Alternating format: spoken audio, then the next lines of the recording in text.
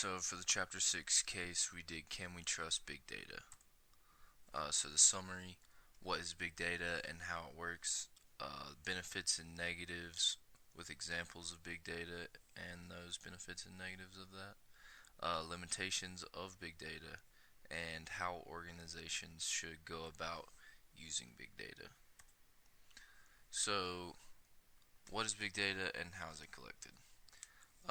Big data is extremely large data sets that may be analyzed computively to reveal patterns, trends, and associations, especially relating to human behavior and interactions.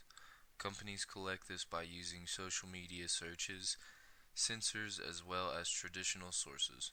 Big data is essentially supposed to be used to improve decision making and business performances.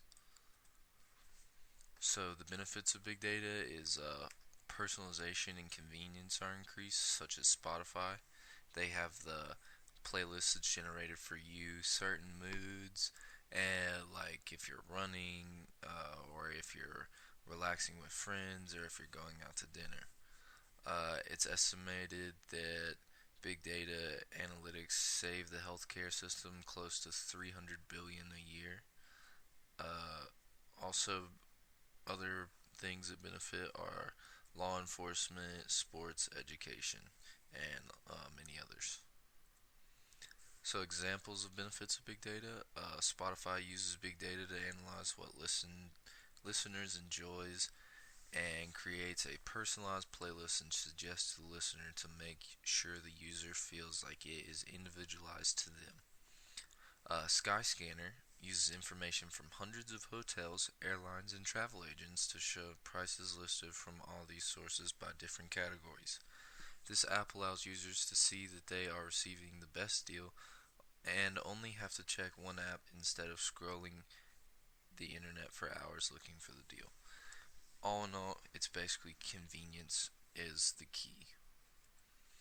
So, examples of when big data did not help. So, Hadoop was a program for analyzing big data that was used by Bank of North or New York Mellon to locate glitches. It worked on a small scale but failed when mass amounts of employees logged on and the IT department was not knowledgeable enough to on the Hadoop to troubleshoot the problem.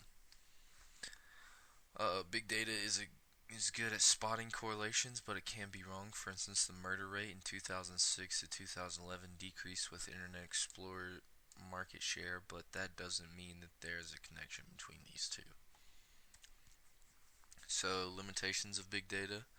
It works on small scales, as you could see in those examples. It takes a long time to process these massive amounts of information and then analyze and see what patterns they have.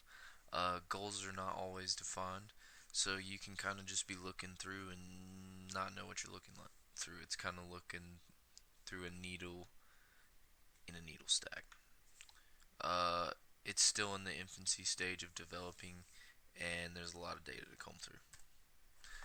So should all organizations use big data? Organizations should first set a goal and see if that goal will be achieved easier by using big data. Using big data is dangerous because companies can get lost in it looking for answers.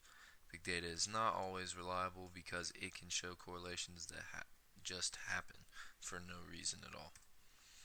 So, in conclusion, big data is not for all companies and is still young, developing theory. Organizations should tread lightly when using big data and should have a clear goal set before starting a project. Also, make sure the correlation is realistic when deciding what to do with the data provided.